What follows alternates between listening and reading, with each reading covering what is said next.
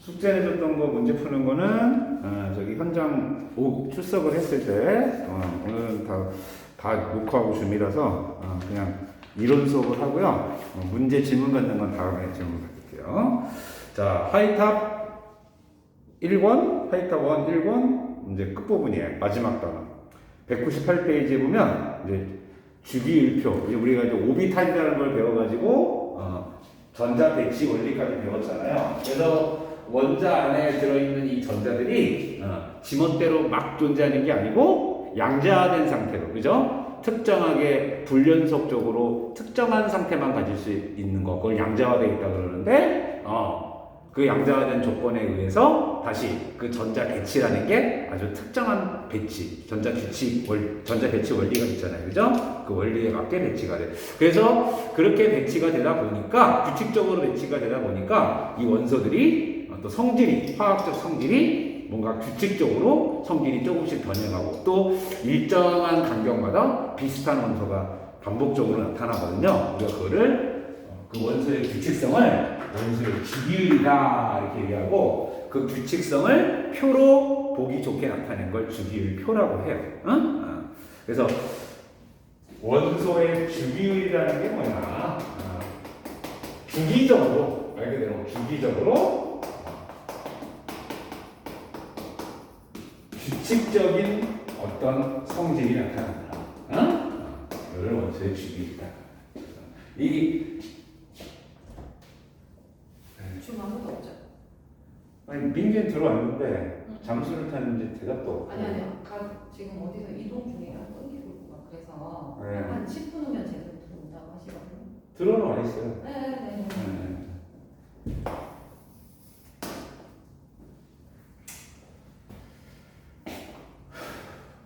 이 주기적으로 규칙적인 성질을 가지는 원소 그룹을 우리 다 전에는 주기를 외우라고 했잖아요. 족인 거죠. 패밀리. 이제 나타나는 이유가 있거든요. 그 이유에 대해서 이제 배우는 거예요.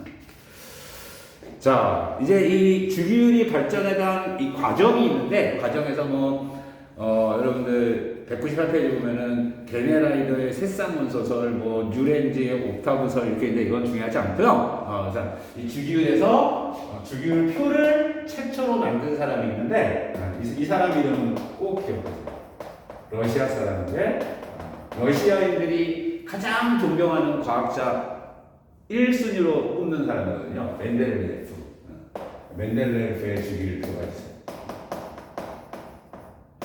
자, 멘델레예프 주기율표의 장단점을 꼭 알아야, 특징을 알아야 되는데, 지금은 120가지 정도의 원소가 있잖아. 멘델레예프는요, 한 59개 정도, 50여 가지 정도의, 그때까지 가진 원소가 그거였거든. 그 정도 원소를 가지고 규칙을, 더 대단한 거죠. 모든 원소를 다 찾지 못했음에도 불구하고 규칙을 찾았고, 그 찾다 보니까 어떤 성질이 있어야 되는 게 이렇게 빈칸으로 남게 된 거야. 그래서 이 멘델레예프의 주기율표의 제일 중요한 얘기가 뭐냐면, 미발견 원소, 지구상에 아주 소량이 존재해서 발견하기 어려웠던 원소들을 그 성질이 예측이 되니까 규칙에 의해서.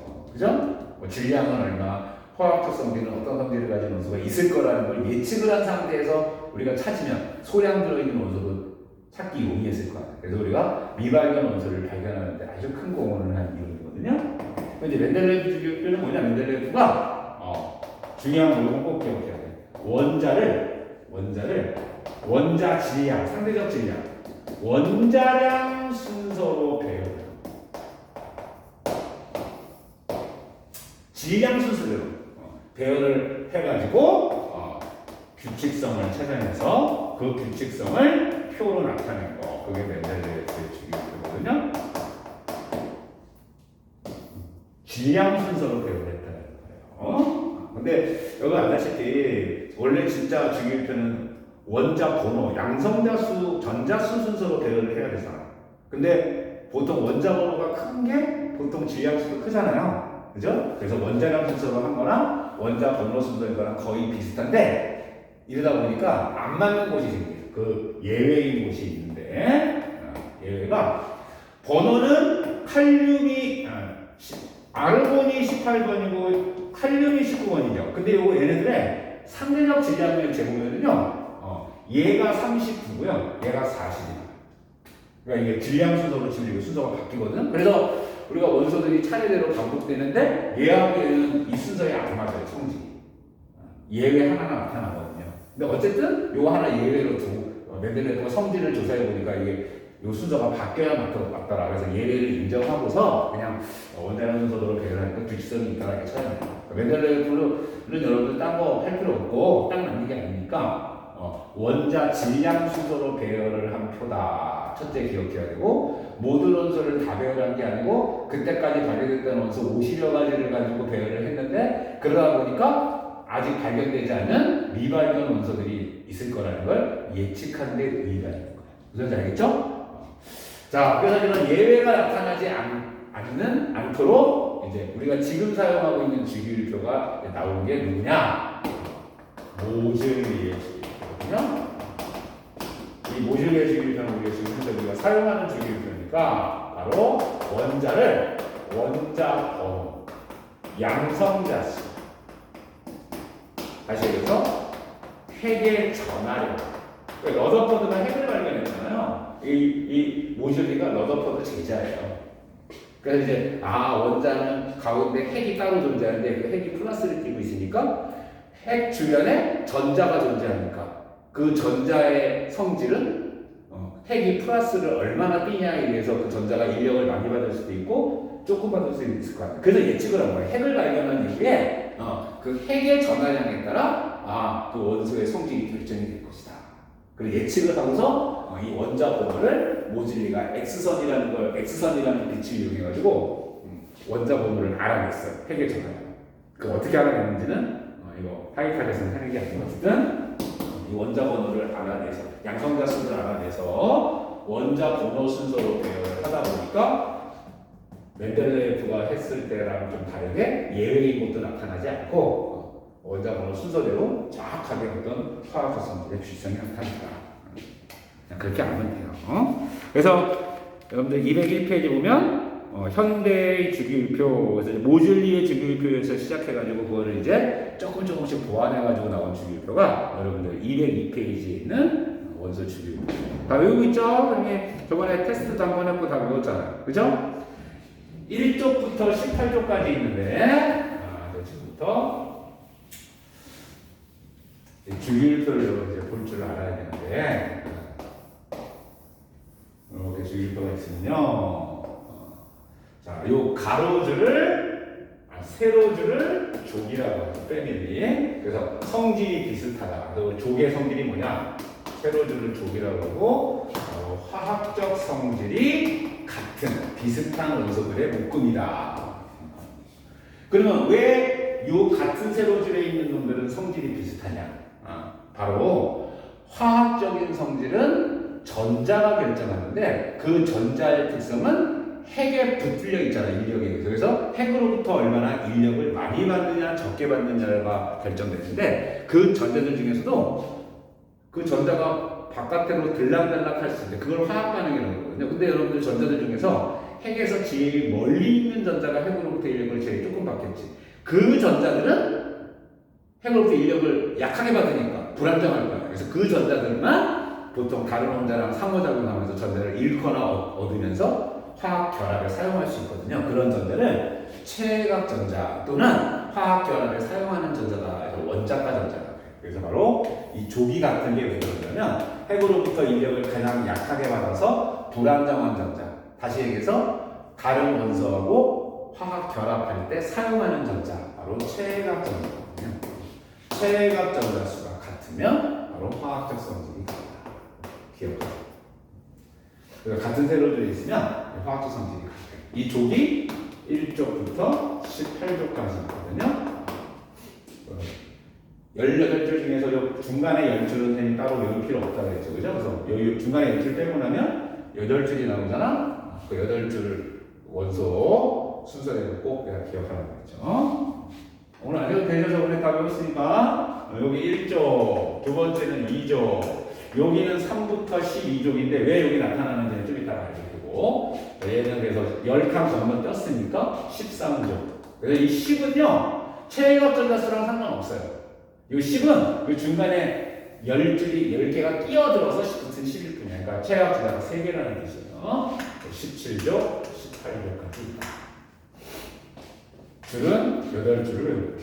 자, 요거 수소하고 헬륨은 따로 기억하고요. 1번하고 2번은. 자, 이제 3번부터 기억하는데, 자, 1쪽 알칼리 분석이죠. 리, 나, 포, 루, 세. 다 외우고 있죠? 이거는 생략할게요. 베마칼스바, 붕알가린탈, 그죠? 시시계주남, 질빈비암비, 산항세테, 플렴브이, 네아크제. 기억나죠? 꼭 외우고 있도록 하세요. 자, 그러면 이제 왜 주기율표가 이렇게 그려질 수밖에 없느냐? 바로 오비탈의 전자 개치의 원리가 있어요. 자, 다전자 원자의 에너지 준위 순서 지난주에 배운 거 1s 오비탈이 에너지가 제일 낮죠. 자, 그 다음에 2s 오비탈, 그 다음이 2p 오비탈. 항상 s와 p 사이에는 주양자수가 1 작은 d 오비탈이 끼어들 수 있는데 있다면 1d인데 여러분 아시다시피 d는 3d부터 존재하잖아요. 그러니까 1d니까 없어. 그냥 이게 끝이야. 자, 3s, 3p인데 여기 사이에 있다면 2d인데 2d도 없잖아. 그러니까 끝이야. 자, 근데 이제 4s, 4p는 요 사이에 3d가 존재할 수 있잖아. 그러니까 여기 3d 오비탈. 여기 놓으시면 돼요. 요 d도 마찬가지예요. 그럼 이제 봐봐. 얘는 주양자수가 1이니까 차례대로 이제 전자를 채우는 거야. 여기 전자 하나 채워. 그게 얘죠. 얘가 1s1이죠. 자, 그 다음에 이제 번호가 1이면 전자가 하나 들잖아. 그러면 1s2. 그럼 이제 원래는 이거 선생님 잠깐만 고쳐볼게요. 여기 1s2까지 전자가 채워지죠. 이게 2번 헬륨이죠. 자, 그 다음에 이제 원자 번호 3번이 되는 순간 첫 번째 껍질에 전자 2개를 놓고 이제 껍질을 새로 만들어야 되잖아. 두 번째 껍질에 전자 하나가 채워지는데 얘도 주양자수는 다르지만 어쨌든 s-오비탈의 전자가 하나 들어갔잖아. 맨 마지막 껍질에 최애각 전자가. 그래서 그 다음 원소가 2s1이거든요. 공통점이잖아. s1, s1. 그 다음에 베릴륨은 2s2. 이거 2주기니까 두 번째 껍질이. 그래서 우리가 이 앞에 숫자가 바로 주기인 거예요. 주기. 가로줄이 주기. 얘는 1주기, 얘는 2주기. 왜 1주기에는 원소가 2개밖에 없느냐? 1주기의 오비탈은 첫 번째 껍질에는 s-오비탈밖에 없고 s-오비탈의 전자가 파울리에 델타올리에서 내가 2개까지 들어가잖아요. 그럼 원소가 2개밖에 없고. 자, 근데 이제 껍질이 2개가 되면 자, 두 번째 껍질에는 주양자수가 있을 때는 s-오비탈도 존재하고 p-오비탈도 존재하잖아. 근데 p-오비탈은 또 방향이 3개가 있죠. 자기양자수가. 그럼 한 오비탈의 전자가 2개까지 들어가니까 p-오비탈에는 1부터 6까지 총 6개가 들어가잖아요. 그러면 S에 2개가 들어가고 그 다음에 6개가 들어가니까 총 원자 번호가 8개가 있겠죠. 그래서 여기 원소가 종이 8개가 있어요. 그래서 얘는 ES2, 그 다음에 ES2까지 채우고 EP1부터 시작해서 EP5, 맨 끝이 EP6. 아, 이제 잘 봐요. 그러면 이제 번호가 1이 또 늘면 이제 더 이상 두 번째 껍질을 전자 넣을 수가 없잖아. 그러면 껍질을 새로 하나 만들면서 다시 2개까지 넣고 또 6개까지 넣고. 그러니까 3주기에도 원소가 8개가 나타나. 마찬가지야. 3p2부터 3p6까지. 자, 그럼 이제 그 다음에는 다시 4s1, 4s2. 자, 이제 보세요. 4s2까지 넣고 4p에 원래는 채워야 되는데 마찬가지로 1부터 6까지. 그죠? 근데 여러분들 4s와 4p 사이에는 무슨 오비탈이 에너지가 끼어들지? d-오비탈이. d-오비탈은 부양자수가 2고 부양수가 2면 방향이 5개 방향이 있잖아요. 그럼 한 오비탈에 2개가 들어가면 이렇게가 들어가요. 그래서 여기 이렇게 그러면 이제 요 다음에는 바로 p에 채워지는 게 아니고 3d1부터 3dc까지 채워지거든요. 봐요. 맨 마지막에 채워지는 전자, 제일 불안정한 전자가 오비탈이 다른 오비탈에 채워지잖아. 그러니까 이제 성질이 다른 거야. 얘네들 성질이 다른 거죠. 3D1부터 3D씩. 그럼 이제 그 다음은 OS1, OS2, 그럼 여기 이제 4D겠죠. 그러면 이제 이거 쫙 다 써도 되는데, 이제 여러분 이거를 알면 돼요. 자, 요 첫 번째 줄, 1쪽에 맨 마지막에 채워지는 요 최각 전자의 전자 위치 특징이 뭐냐? 오비탈로 치면 NS1인 거죠. 끝이 NS1으로 이 N이 주기, 그죠? S1으로 끝나. 2족의 특징은 NS2로 끝난다. 그러면 이 앞에까지는 뭐냐? 최각전자를 제외한 그럼 앞에는 뭐냐?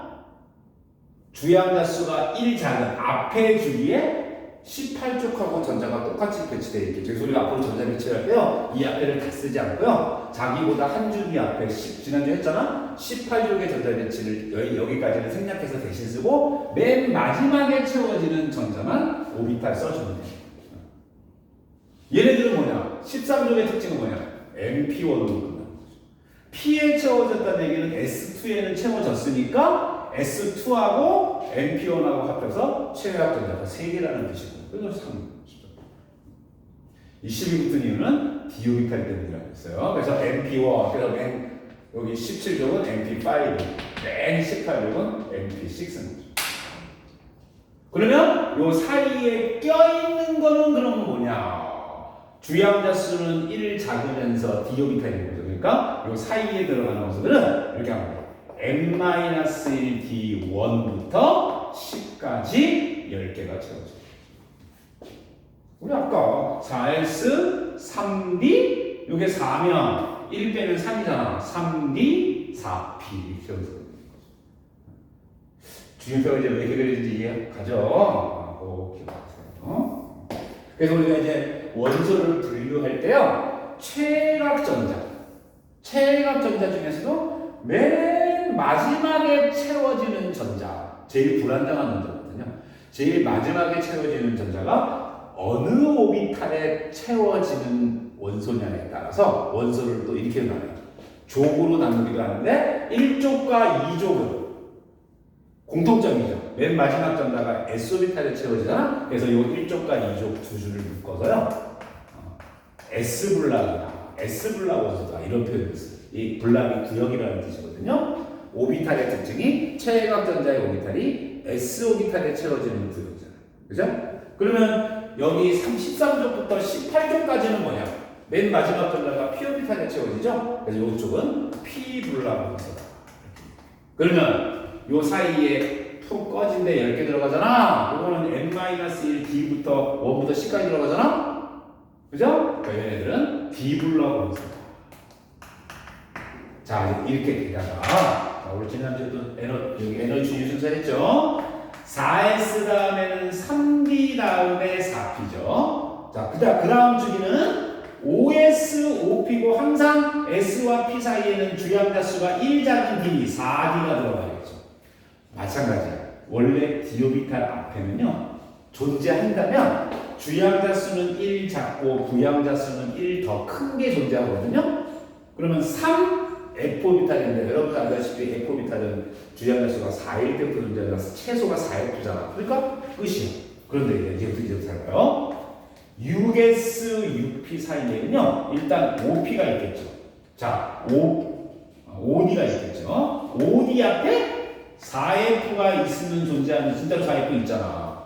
그리고 F오비탈은 부양자수가 3이니까 방향이 7개가 있고 한 오비탈에 전자가 2개까지 들어가니까 총 14개까지 전자가 들어갈 거 아니야. 그래서 이 F오비탈은 전자가 14개까지 들어가는데, 자, 이제 6주기부터는 D오비탈만 나오는 게 아니고 그 앞에 F오비탈에도 채워지죠? 그럼 원래 또 어떻게 되는지 알아요? 여기 6주기부터는요, 6S, 6P 다음에는 바로 5D가 아니고 요 사이에 다시 14줄이 또 끼어들어요. 그럼 이 표가 너무 길어지잖아. 최장주기표라고 그러거든요.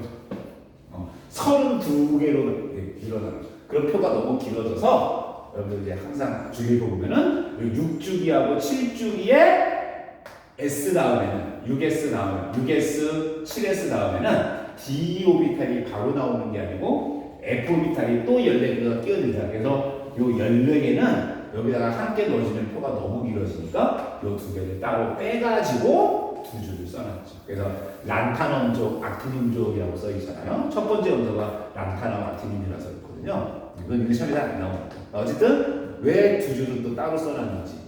그러면 요 따로 써있는 두 줄은 뭐냐? S와 D 사이에 F오비탈에 채워진다는 뜻이거든요. 그래서 요 원소들은 F블락 원소다. 그래서 오비탈, S오비탈, P오비탈, D오비탈, F오비탈 배웠잖아요. 그 맨 마지막에 채워지는 전자가 어느 오비탈에 채워지냐에 따라 네 종류의 원소로 또 분류하기도 한다. 여기까지 이해했죠? 여러분 이제 이 원리를 이해하면은요, S에는 항상 전자 2개, 그죠? P에는 전자 6개. 그러면 8개. 만약에 이 N이 4 이상이어서 N-1D가 존재한다면 10개. 그러니까 4주기의 요게 N이 4일 때부터는 원자 번호가 총 18개가 있는 거죠. 그래서 4주기에는 원소가 18개가 있는 번호가 18개가 있다고. 이제 이것을 왜 지금 또 알려주냐면 여러분은 이미 조 순서대로 다 외우고 있죠. 첫 번째 외운 게 2주기부터 외웠으니까 리나 포, 루 만약에 루비듐 그러면은 1조 네 번째 외웠으니까 5주기잖아. 그럼 얘 이제 번호를 여러분이 예측을 할 수 있다니까요. 왜냐하면 여기 3번 리튬에서 시작했잖아. 요렇게 돌아오면 8개를 지나갔으니까 11번이겠죠. 그 다음엔 또 8개가 지나가니까 19번이겠지? 그런데 그 다음 5주기가 될 때는 여기 10개를 더 지나가잖아. 그럼 18개가 들어가야 되니까 19에다가 18을 더하면 37번이 되겠죠. 그 다음에 또 18개가 지나가잖아. 그럼 37에다가 18을 또 더하면 55가 되겠죠? 그 다음 55. 근데 이제 그런 순서대로 번호가 전자가 한 주기에 몇 개씩 존재하는지 알면은 여러분이 순서를 외우고 있으니까 원자 번호는 따로 외우지 않아도 암산으로 다 계산할 수까지 있다는 얘기죠. 그러면 우리가 얘기하죠. 중요한 건 번호가 중요한 게 아니고 요 족과 주기가 중요한 거예요. 그걸 기억하시면 돼요. 자, 주기를 또. 자, 그 다음에 이제 우리가 원소를 족과 주기로 나누고요. 자, 주기는 좀 전에 얘기했듯이 주양자 수를 얘기하고 바로 주기, 주양자 수라고 전자 껍질 수를 의미합니다. 지금까지 발견된 원소는 총 7주기까지 1에서 7주기, 족은 1에서 18주까지. 자, 주기가 조. 그래서 여러분들 이제 몇 주기 몇 쪽인지 이제 기억을 하면 되는 거예요. 자, 이제 이 표를 지우지 않고요. 그래서 이제 지금부터 선생님 보시는 걸 잘 들으세요. 원소 이름이 나오고 물론 이제 저기 원래 수능 수준까지는 4주기까지만 하는 거거든요. 근데 사실은 화학이 4주기만 있는 게 아니고 5주기, 6주기, 7주기 있잖아. 그러니까 제대로 다 알면 되는 거야. 자, 그래서 예를 들어서 자, 만약에 스트론튬의 바닥 상태 전자 배치를 하고 싶다. 물론 번호를 알아서 이 번호를 전부 에너지 준위 순서대로 배치를 해도 돼요. 시간은 무지무지 오래 걸리고 그거 좋은 방법이 아니야. 자, 지금부터 잘 들으세요. 스트론튬의 바닥 상태 전자 배치를 하고 싶잖아요. 자, 번호까지 쉽게 기억하는 거고요. 그러면 선생님이 이제 족이 중요하다고 했는데 스트론튬이 들어있는 족이 처음에는 천천히 하고 나중에 자주 써먹다 보면 구구단처럼 빨리빨리 되거든요. 베마칼스가죠. 스트론튬이 여기 있네. 그래서 스트론튬이 여러분이 외운 거에 의하면 몇 쪽이죠? 2쪽. 하나, 둘, 셋, 네 번째인데 우리가 외우기를 2주기부터 외웠으니까 네 번째면 5주기인 거죠. 그죠? 그러니까 스트론튬은 2족 5주기 원소입니다. 그러면 우리가 원래 화학에서 중요한 건 어차피 철갑 전자, 맨 마지막에 채워지는 전자는 중요하거든요. 그러면 5주기보다 하나 앞주기가 몇 주기지? 한 칸 위에 주기 4주기죠? 어차피 요 4주기 네 번째 껍질에 채워진 전자까지는 핵으로부터 인력을 너무 강하게 받기 때문에 화학 반응에 사용되지 않아요. 그러니까 화학적인 성질하고는 거의 상관이 없어. 중요하지 않은 전자. 그걸 굳이 오비탈에 다 쓸 필요가 없잖아? 그래서 그 앞주기까지는 줄여서 18족으로 대신, 그래서 18족으로 또 외우면 되는 거야. 자, 그럼 봐봐. 4주기까지는 번호를 다 쓰는 게 아니고 18족으로 줄여서 쓴다. 그럼 이제 또 이게 처음에는 이제 외워야 되고 좀 시간이 걸리지만 이제 곧 깨닫게 돼. 얼마나 편리하고 좋은지. 자, 그러면 4주기의 제일 끝에 원소 18족은 누구죠? 헬륨은 1주기고 크네요. 그죠? 크리톤이에요. 크리톤. 4주기 18족이 크리톤이야. 그래서 스티론팀의 전자배치는 크리톤까지는 생략. 그러면 이제 이 크리톤의 번호만 알면 되거든요. 그래서 혹시 기억해야 된다면 이 18족의 번호를 좀 외워두세요. 2번이 헬륨이죠. 자, 그 다음에는 8번 지나가잖아? 당연히 10번 배우죠. 그 다음에 또 8번 지나가잖아? 18번 알아보는 거죠. 그 다음 주는 여기까지 올라오면 여기 10개를 거쳐가죠? 그럼 18을 더해야 되네요. 36 크리톤. 하나만 더 하면 돼요.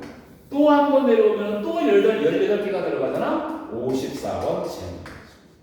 여러분 이거 외웠잖아? 네아크제 18조 10, 18 그러니까 여기서 처음에 8, 18 이거 기억하면 되게 쉬워져요. 편해져요. 그러면 자 스티론팀의 전자배치는 크리톤의 전자배치랑 똑같고 몇 주기까지는 4주기. 그런데 크리톤이 36번이잖아요. 그죠? 36번 크리톤의 전자배치랑 똑같게. 이제 쉽네요. 맨 마지막 껍질만 하면 된다. 아까 스티론팀이 5주기, 2주기잖아. 그럼 이제 5번째로 주요한 단수만 써주는데 항상 첫 번째 오비탈은 S 오비탈이죠? 2족이니까 최악의 몇 개 들어가는 거야? 2개고 5S. 이게 답이에요. 스티론팀의 바닥상대 전자배치는 크리톤의 OS2가 답이에요. 이 앞에 다 쓰지 않습니다. 크리톤이니까 이게 4주기니까 분명히 끝은 1S2부터 다 채워가지고 4P6까지 채워진 거예요. 그죠? 그 다음에 이제 5S2까지 채워졌대. 그러면 잘 보세요. 크리톤이 36번이죠. 그 다음에 얘가 2족이니까 맨 마지막 껍질에 전자가 2개 들어있죠? 그러니까 스티론팀의 번호는 이거 합치면 되네요. 38번 스티론팀. 번호도 다 외운 거야. 또 내가 예를 들어서요. 여러분 아주 유명한 금속이죠. 중금속. 게르마늄, 저마늄의 바닥 상태 전자배치를 하고 싶어. 자꾸 연습하는 거야. 저마늄이 몇 종 몇 줄이냐가 중요한 조기 중요하지. 특히 탄소랑 같은 쪽이 있죠. 시시계준항. 그죠? 시시계준항. 그럼 게르마늄이 지금 여기 있으니까 14족, 탄소가 14족이잖아? 세 번째 거니까 4족이다. 14족, 4족이. 그러면 게르마늄의 전자배치를 하고 싶으면 요거보다 하나 앞주기 3주기까지는 비활성 기체 18족으로 대신 쓰면 되니까 3주기 비활성 기체가 누구지? 크제니까 아르곤이네. 그죠? 아르곤 18번이었죠. 그죠? 그러니까 18번 아르곤에다가 이제 3주기까지는 다 나타낸 거야. 4주기만 쓰면 되는 거야. 4주기. 근데 14주기. 최악 전자가 4개라는 뜻이거든요. 그리고 벌써 여기 10을 지나가잖아. 여기 10이 붙었잖아. 총 전자가 14개가 있다는 얘기예요. 자, 4s2 원래 14조기는 4개니까 4p2죠. 그치? 근데 왜 10이 왜 붙었느냐? 봐봐. S하고 P 사이에 4의 경우 여기 앞에 3D 들어가죠? 몇 개? 10개. 와, 이 10개가 10인 거고 요 4가 S에 2개, P에 2개 해서 14개인 거죠. 이렇게 되는 거예요.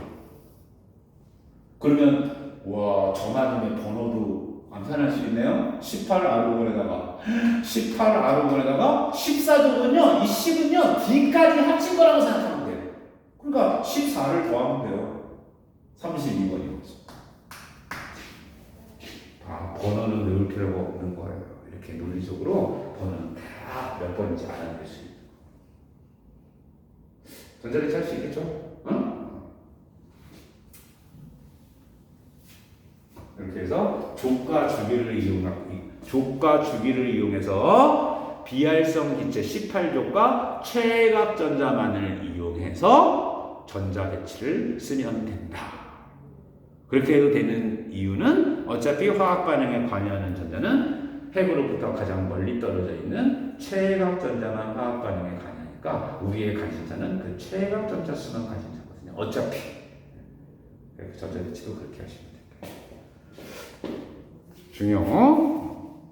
자, 그래서 이제 용어들인데 202페이지에 주기가 뭔지는 다 설명했잖아. 자, 203페이지에 조 다 설명했잖아. 패밀리, 화학적 성질, 조기 같다는 얘기가 체각 전자수가 같단 말인데, 자, 3번에 보면 원자가 전자라는 용어가 있어요. 자, 잘 들어요. 원자가 전자. 원자가가 영어로 밸런스. VALANC. 이거 영어 밸런스가 아니에요. 이거 균형만 그건 B고요. B로 시작하고요. 이건 V로 시작합니다. 화학에서 밸런스가 뭐냐? 화학 결합이라는, 그러니까 화학 결합과 관련된 그런 용어라고 생각합니다. 원자가가 뭐냐? 화학 결합하는 수를 뜻하거든요. 그러니까 화학 결합에 사용하는 전자, 그 전자를 원자가 전자. 그래서 보통은요, 틀리게 해보세요. 원자가 전자가 바로 체외각 전자. 화학 반응에 관여하는 전자라는 뜻인데 한마디로 결합에 사용하는 전자라는 뜻이야. 원자가 전자, 결합에 사용하는 전자. 근데 그 결합에 사용하는 전자는 맨 마지막 껍질에 있는 전자. 거의 같은 말. 내가 이 물결분이 했다는 얘기는 완전히 같은 말은 아니고 비슷한 말이라는 얘기인 거죠. 그러면 여러분들 앞으로 이 두 개가 거의 같은 말이라고 알면 되는데 가끔 면접 같은 데 가면 가끔 묻거든요. 선생님 작년에 저기 과학부에서 이거 질문했어요. 원자가 전자와 체각 전자의 차이점이 있지 않냐. 체각 전자는 전자 배치상 맨 마지막 주기, 맨 마지막 껍질에 채워지는 전자고, 원자가 전자는 결합에 사용하는 전자라는 거거든. 근데 보통은 같은 말이라고. 근데 아닌 경우가 있어요. 바로 뭐냐? 예를 들어서 18교는요. 맨 마지막 껍질의 전자는 8개죠. 그래서 체각 전자는 8개예요. 근데 원자가 전자는 0개예요. 18족은 화학결합할 때 전자를 하나도 사용하지 않아요. 그래서 화학결합을 하지 않거든요. 그래서 18족은 체각 전자는 몇 개인데? 8개인데 원자가 전자 수는 0개. 이럴 수도 있어요. 그래서 우리가 18족을요, 원자가 전자 쓰기는요, 0족이다. 그렇게 돼 있어요. 무슨 얘기인지 알겠죠? 체각 전자와 원자가 전자는 거의 비슷한 말이지만 완전히 같은 말은 아니다. 근데 여러분은 그냥 거의 같은 말이라고 알아도 무방하다. 아시겠죠? 이 원소의 조기라는 게 규칙적으로 반복해서 나타나는 이유가 바로 이 전자수가 일정한 간격마다 로테이션 되기 때문에 표가 나타납니다. 알겠죠? 너무 중요한 용어예요. 원자가 전자. 그래서 여러분들 204페이지 보면 선생님이 아까 했던 거 S블락, P블락, D블락, F블락 무슨 말인지 알겠죠? 이렇게 볼지 알겠지?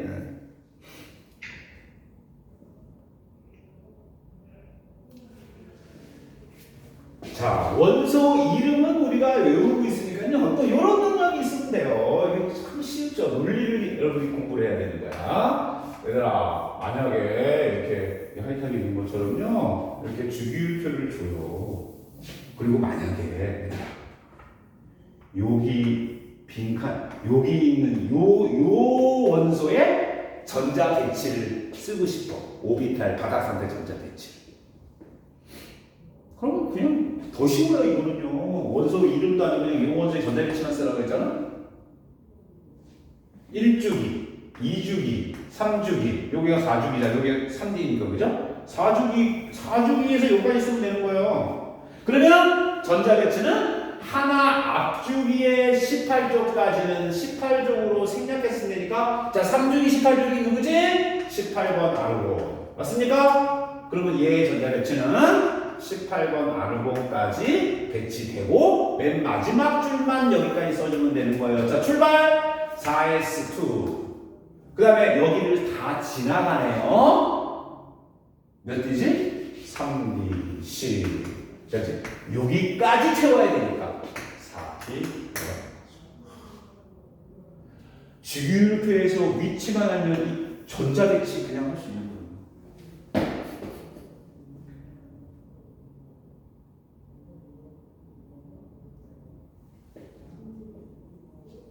번호는 더 쉬워요. 얘가 18번인 건 우리가 알고 있으니까 얘가 몇 쪽이지? 13쪽이죠. 그러면 18번에다가 이게 13, 이 전자가 13개잖아. 총 13개, 2개, 10개 하고 13개. 그러니까 18에다가 13을 더해서 얘 번호는 31번이에요. 자, 여러분은 이제 족을 다 외우고 있으니까 원소 이름도 안다. 13적 원소 읽어볼까? 둥알가리네. 아, 31번 갈륨이네요. 이 원소가 갈륨. 대박. 주율표는 이렇게 외우고 공부해야 돼요. 번호, 수해비배, 동탄질산이 원자번호 순서대로 외우는 거는 완전 쓰잘데기 없는 거예요. 그거 하지 마세요. 어? 원자번호 1번부터 순서대로 노래 불러갖고 번호 다 외우는 거 그거 아무 쓸데기 없습니다. 하지 마시고. 이걸 외우는 거야. 이걸 외우는 게 왜 중요한지 이제 여러분이 화학 공부를 하면 할수록 아 그렇구나 깨닫게 됩니다.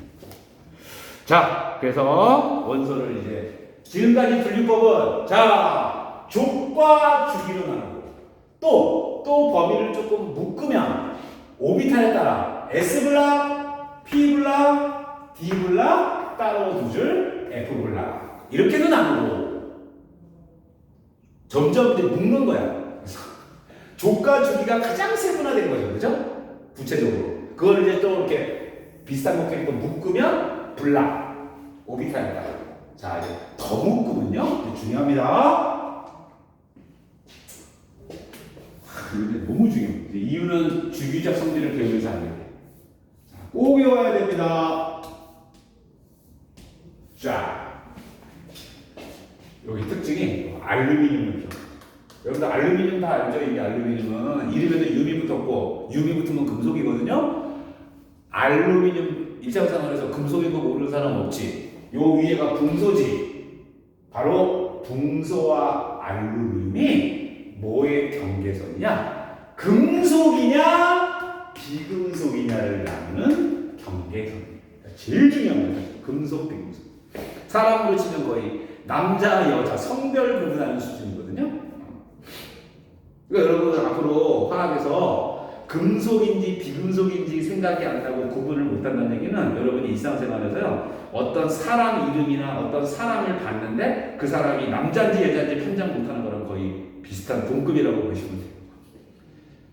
일상생활 할 수 없겠죠. 세상에 일상생활에서 사람을 봤는데 그게 남자인지 여자인지 판정을 못하면 그거 사회생활 어떻게 하겠어요, 그죠? 화학에서 금속 비금속을 구분 못하면 거의 그 수준인 거거든요. 진짜 중요해요. 그럼 그 경계는 어디냐? 바로 알루미늄과 금소를 경계로 해서 자 이유는 곧 알게 돼요. 알루미늄부터 계단형으로 세 칸을 내려, 세 칸을 따라 내려라. 한 칸씩 세 칸이었다. 그 다음에 쫙 닫아. 그리고 여기 수소 빼. 수소는 금속이 아니면 다 아시다시피 1쪽이지만 그래서 여기 1쪽부터 13쪽까지 전부 금속인데 이렇게 아는 거야. 수소랑 13족 첫 번째 원소인 붕소는 금속이 아니야. 13족까지는 전부 금속. 두 개 빼고. 그 다음에 13족부터 시작해서 알루미늄부터 시작해서 한 칸씩 내려가야 돼. 그러면 요 테두리 치는 부분이 금속이야. 꼭 기억해야 됩니다. 자, 요 테두리, 빨간색 테두리 친 부분을 뭐라고 그런다고? 금속. 왜 금속이라고 하는지를 이제 배우는 거야. 일단 나누는 거. 그래서 빨간 테두리가 금속. 테두리 안 친 부분을 비금속 원소다. 결론 좀 얘기하면요. 금속 원소는요. 반지름이 커서 핵과 전자 간의 인력이 약한 원소예요. 그래서 핵이 전자를 잡아당기는 힘이 약한 원소를 금속. 이제 결합할 때 그 핵이 전자를 잡아당기는 힘을 전기 음성도라고 이제 꼭 배우거든요. 미리 얘기할게요. 금속은 핵이 전자를 잡아당기는 힘인 전기 음성도 값이 전자를 잡아당기는 세기라고 생각하면 돼. 작은 원소가 금속. 비금속의 정 반대말이에요. 전기 음성도 전자를 잡아당기는 힘의 세기가 강한 원소 비금속. 자, 금속 비금속 나눌지 알겠죠? 사실 제일 쉬운 거죠. 두 개로 나눈 거니까 족주기로 세분화시. 자, 다시 마지막 분류법이에요. 여기 테두리 친구분이 다 금속이죠? 이 금속 중에서도 자, 특히 여기 푹 파인 곳이 원래 이상한 놈들이잖아. 자, 여기 푹 파인 곳에 있는 원소들이 무슨 오비탈과 여기 밑에 거 포함해서 그죠? 무슨 오비탈과 무슨 오비탈 때문에 나타나는 족들이지? d 오비탈과 f 오비탈 때문이죠. 이제 이유도 배웁니다. 이 D나 F 오비탈을 가지는데 자, 특히 D에는 10개까지 채워지고 F에는 14개까지 채워질 때 친구들 잘 들어요? 이 D나 F에 꽉 차지 않고 최소한 한 군데라도 비어있는 게 있어.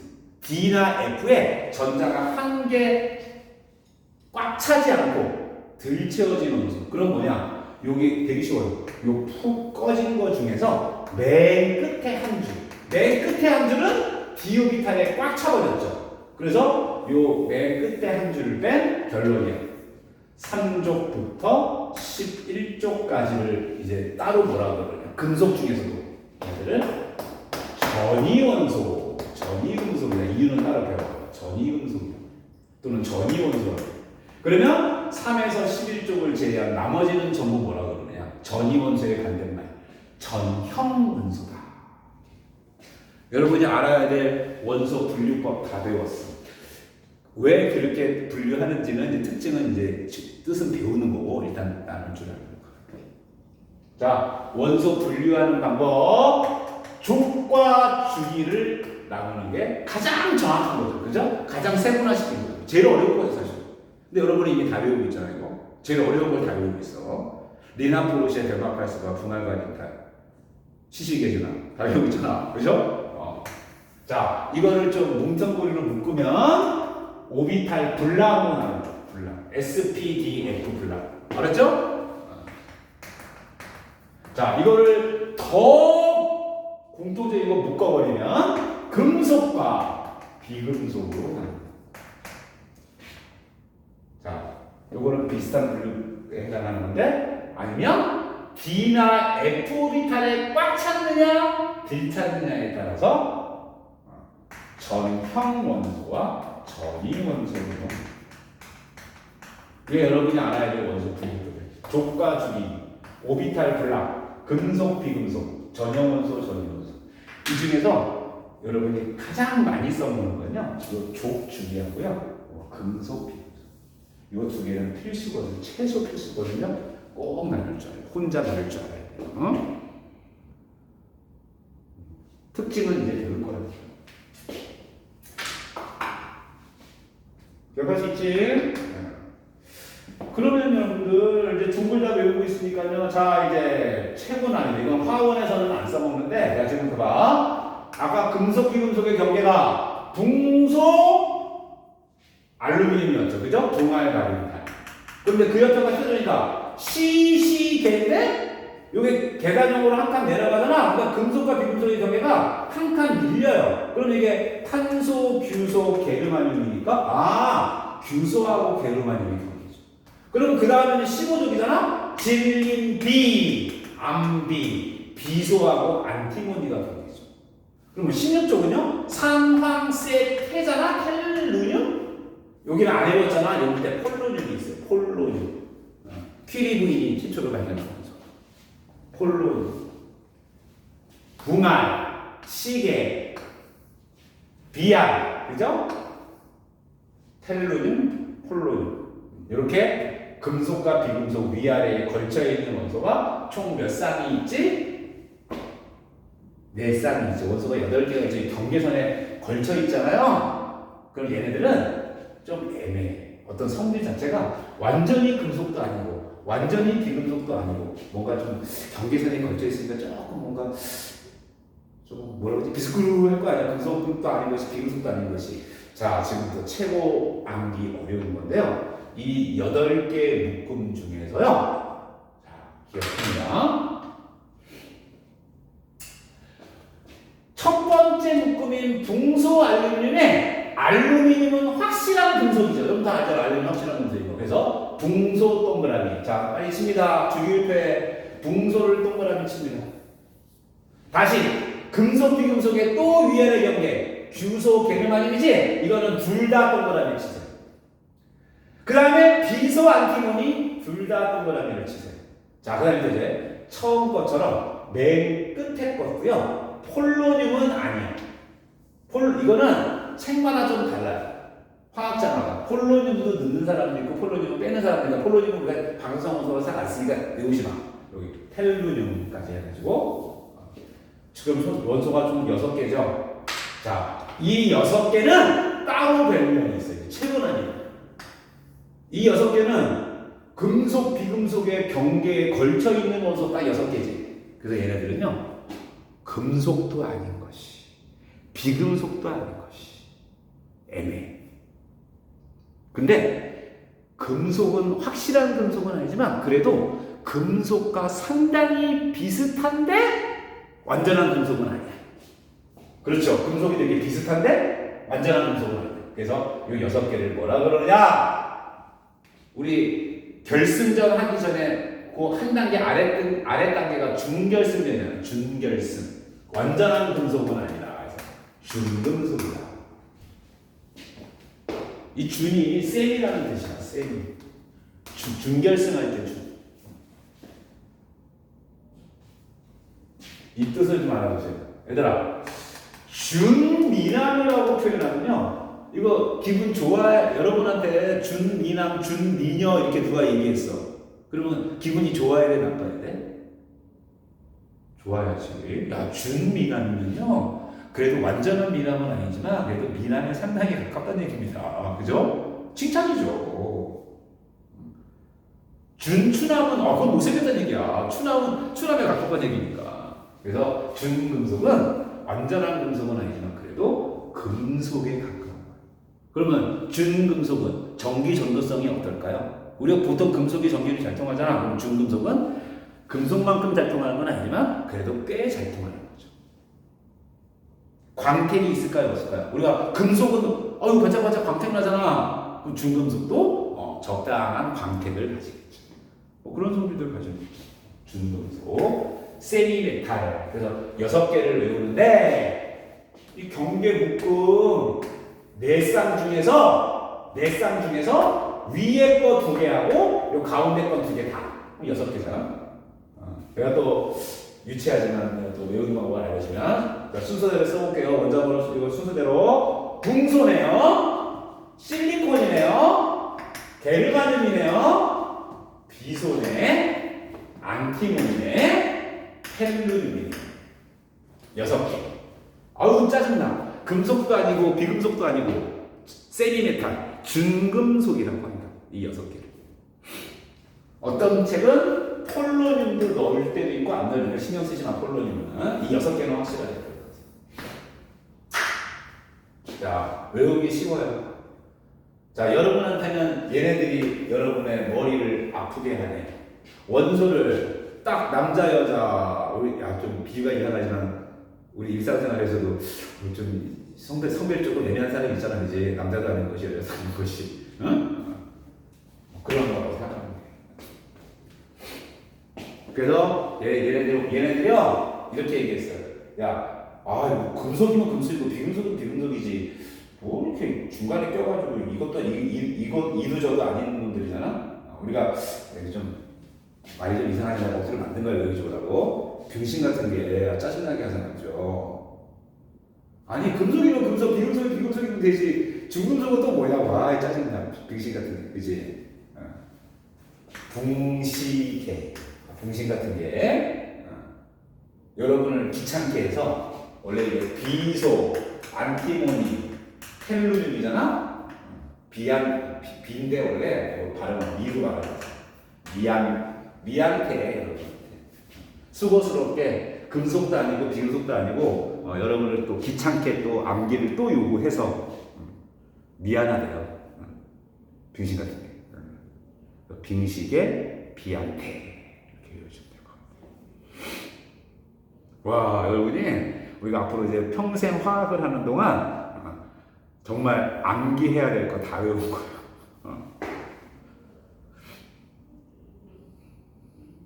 원소에 대해서 더 이제 암기할 건 없어요. 지금 당장 다 써먹거나 안 써먹건 간에 선생님이 지금까지 알려준 원소를 분류하는 방법들 다 알아두세요. 여러분 언젠가 이제 나중에 더 이제 뭐 대학을 가든지 고등학교를 가든지 뭐 대학 가서 그 이상 공부를 하잖아. 선생님 생각이 날 거예요. 아 맞아. 옛날에 그 인간이 이렇게 외우더라는데 저 외우더라도 이렇게 편리하고 좋구나. 그런 생각이 분명히 날 겁니다.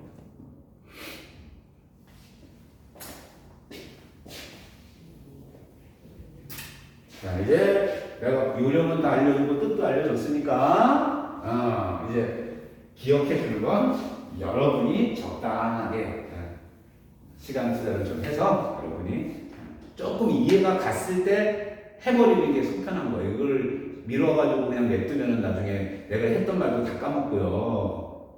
뭔가 굉장히 머리가 복잡해지고 애매모호해지거든요. 암기하는 게. 그러니까 한 김에 뿌리를 뽑아버리세요. 이게 여러분들 하이탑에 있는 205페이지까지 얘기입니다.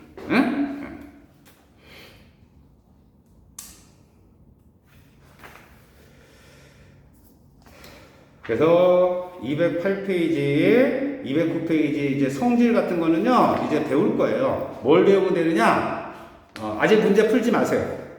212쪽부터 나머지 얘기를 다 배운 다음에 문제는 두 단원을 같이 풀면 돼요. 미리 풀지 말고 사이에 낀 거. 성질까지 배우고 풀면 더 쉬워지니까. 그래서 이제 조금만 쉬었다가 1권의 마지막 단원. 이제 원소의 주기율표가 규칙적이라고 했잖아? 이 규칙적인 이제 성질, 화학적으로 어떤 규칙성이 있느냐, 이 표 속에. 그 성질을 따지기 위해 사용하는 용어들이 있거든요? 그런 용어 포함해가지고 어떤 규칙성을 가지는지 이제부터 배우는 거예요. 제일 중요한 거죠. 그래서 212페이지 원소의 주기적 성질. 제목만 보고 조금 쉽게. 주기율표에서 주기적으로 반복해서 나타나는 성질이라는 얘기야. 원소의 주기적 성질. 화학적 성질을 얘기하는 거야. 화학적 성질. 화학 반응할 때 성질. 화학적 성질의 규칙성을 얘기합니다. 자, 제목만 쓰세요. 쭉 이제 좀 쉬었다가 하나씩 배울 건데, 이 큰 제목 있잖아. 212페이지에 맨 위에 02 원소의 주기적 성질이라고 쓰고 이거 써있지 교과에 쓰라고. 이 주기적 성질을 따지기 위해서 사용하는 여러 가지 물리학 용어가 있거든요. 자, 지금부터 제목만 씁니다. 제일 중요한 것이 유효핵 전하량이라는 값을 제목 미리 한번 써. 유효핵 전하량. 띄어쓰기가 이거야. 유효핵 전하량. 이건 앞으로 야 핵의 전하량이 바로 양성자수지. 양성자수 우리 보통 문자로는 상수로는 Z로 쓰잖아. Z. 기억나나? ZAMN. 그죠? 그러면 원자 번호가 Z라는 말은 양성자가 Z개라는 얘기고, 그럼 핵이 플러스 Z의 전기를 Z2의 전기를 될 거 아니야. 그래서 우리가 핵 전하량을 보통 Z 양성자수로 표현하는데, 유효는 뭐냐? 우리 힘으로 치면 마치 R자인 같은 거거든요. 이제 뭔지 배울 거야. 앞으로는 이거 이렇게 쓸 거야. Z유효라고 쓸 거야. 원래 영어로는 EFF, effective, 유효적인 이런 말을 써야 되는데 한글로 그냥 Z유효 읽을 때 유효핵 전하량이라고 읽는다. 배울 거야. 자, 요거가 원인이 돼서 나타나는 또 값인데 원자 반지름이라는 값. 원자가 크기가 큰지 작은지 따질 수 있거든요. 원자 반지름. 제가 앞으로 R이라고 했어요. 이 두 가지가 결정이 되면요, 핵과 전자 간의 인력이 강한지 약한지를 따질 수 있거든요. 그래서 전자를 떼는데 필요한 에너지, 이온화 에너지라는 걸 이제 비교할 수 있어요. 이게 화학적 성질이죠. 줄여서 영어로 이오니제이션 에너지에 대해서 그러면 앞으로 이렇게 쓸 거야. 이온화 에너지는 내가 수업 시간에 말이 너무 길어서 I.2라고 쓸 거거든요. 여러분은 내가 앞으로 수업 시간에 이렇게 써도 여러분 뭐라고 읽어야 되느냐? 이온화 에너지라고 읽으면 돼요. 자, 요거는 가로치세요. 원래 전자 친화도라는 값이 있어요. 전자 친화도 일렉트론 어퍼너티라고 하는 값인데 이거는 옛날이라는 게 아니라 2015년 그 전 교육과정에는 있다가 새로 개편되면서 이게 빠졌어요. 근데 원래 알아야 돼. 원래는 알아야 되는 값인데 근데 또 웃기는 게요. 빠졌는데 전기 음성도라는 거 할 때 또 나옵니다. 이게 참 이상해요. 이게 요즘 교육과정. 그래서 원래 배워야 돼요. 어쨌든 지금 당장은 안 나오니까 가로쳐놓으면 돼요. 자, 그 다음에 이제 유혈자라는 거 더불어서 사실은 제일 근본적인 값이거든요. 전기 음성도라는 거. 일렉트로 네거티버티 EN이라고 쓰거든요. 원래 이 5가지 특징에 대해서 배우는 거. 그게 원소의 주기적성. 그런데 이 값들이 지멋대로 막 가지는 게 아니고 족과 주기를 표현해서 어떤 규칙이 있어요. 그 규칙을 배우는 거예요. 왜 그런지까지. 이거를 잘 따져야 이거를 이용해서 우리가 앞으로 화학 결합을 할 수 있어요. 화학 결합을 배울 수 있어요. 이거를 이용해서 이제 화학 결합이라는 걸 이제 따질 수 있다. 화학 결합을 따짐으로써 물질의 특성을 따질 수 있다. 이걸 못하면요, 근본적으로 이걸 못 따지는 거예요. 기초죠. 정말 화학을 하기 위해 잘하기 위한 계속 써오는 아주 기초적인 것. 이 자체가 시험에 나오기도 하지만 이걸 못하면 이 문제 낸 것만 틀리는 게 아니고 앞으로 다음에 하게 될 이런 것들을 제대로 공부할 수가 없다는 얘기거든요. 중요한 거죠. 자, 지금 시간이 7시 10분. 우리 70분을 수업을 했네요. 좀 애매한데 시간이 그래도 2시간을 그냥 내리 하는 건 조금 무리인 것 같고 그죠? 10분만 쉽시다. 10분만. 7시 20분에 자 민기 딱 들고 오시면 돼요. 10분간 쉬시.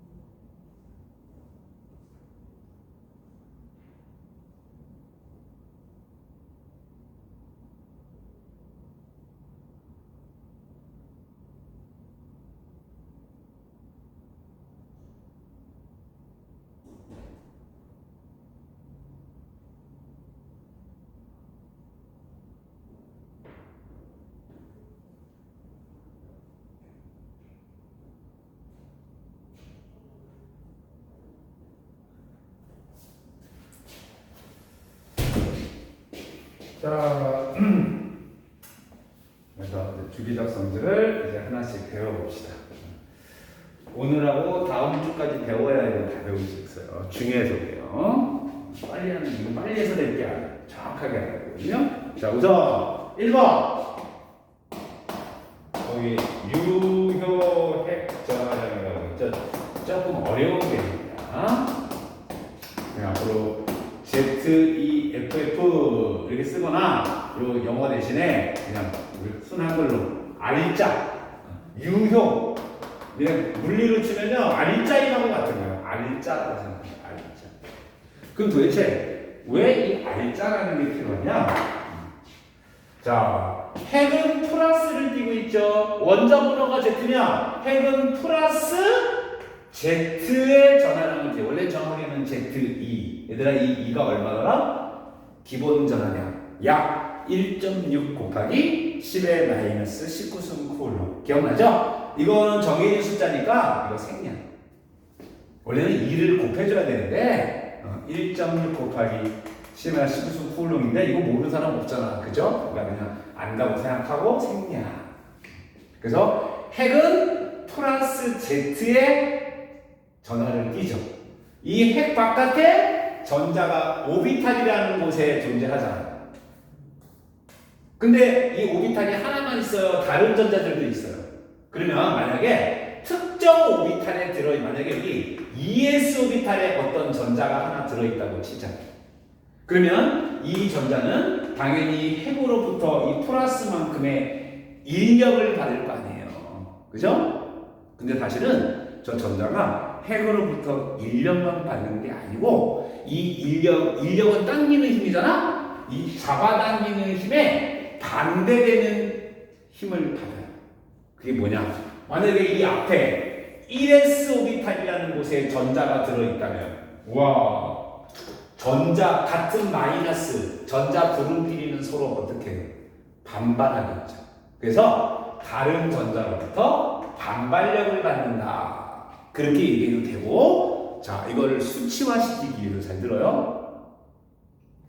전자와 전자 간의 반발력이 작용한다라는 말을 이제 그 효과를 조금 다른 말로 표현하면요, 같은 말인데, 반발력은 핵과의 인력을 결과적으로 더 강하게 만드는 거야, 약하게 만드는 거야?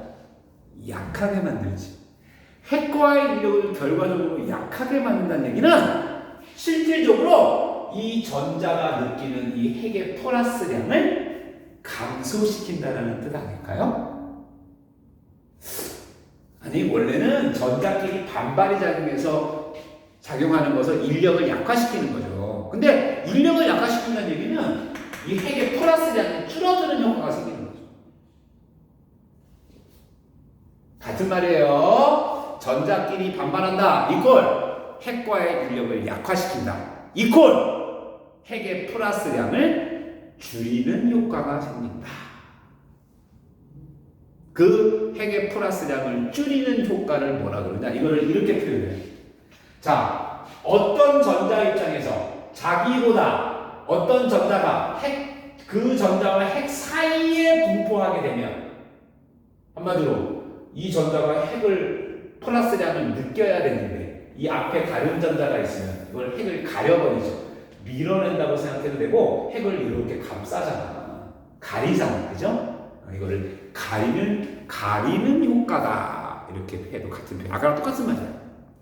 저 앞에 있는 전자는 뒤에 있는 바깥에 있는 전자를 바깥으로 밀어낸다. 핵과의 인력을 약화시킨다. 같은 표현. 핵을 가린다.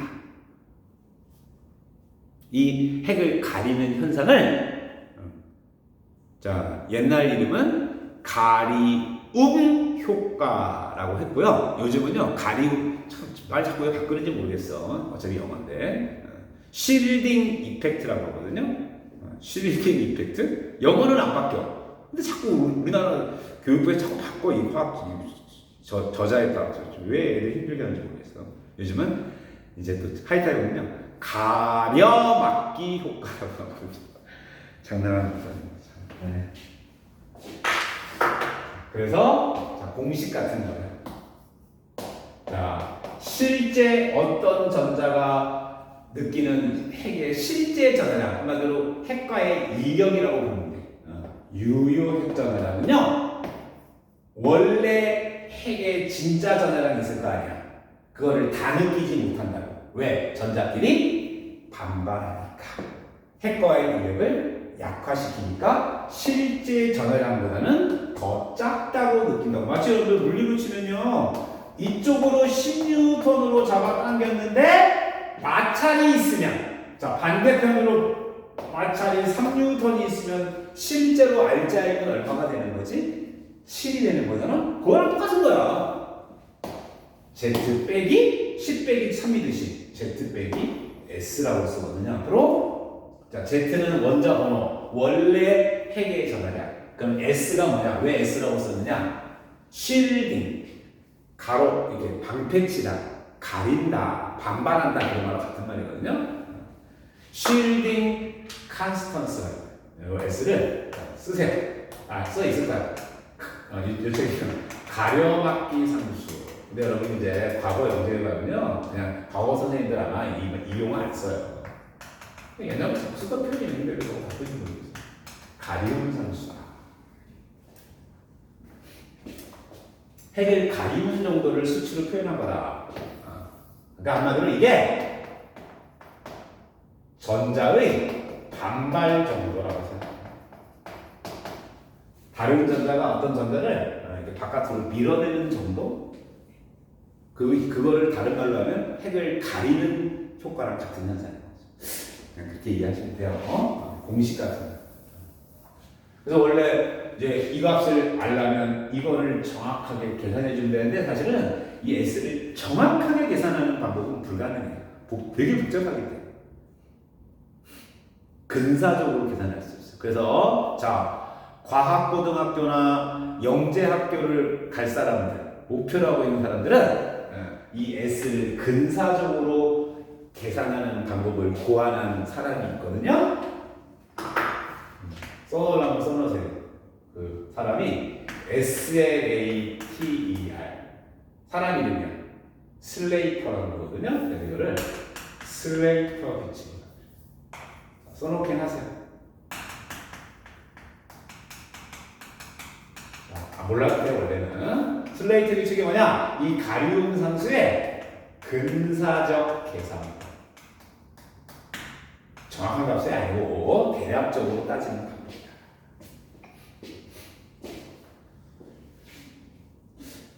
선생님, 내가 알기로 여기 요반에 있는 사람들이 되게 많은 사람들이 과거 의대 공부라는 사람들 아닌가? 그 최상위 반들이 의대 공부인 거야? 어차피 의대 가기 정도 알아야 되니까.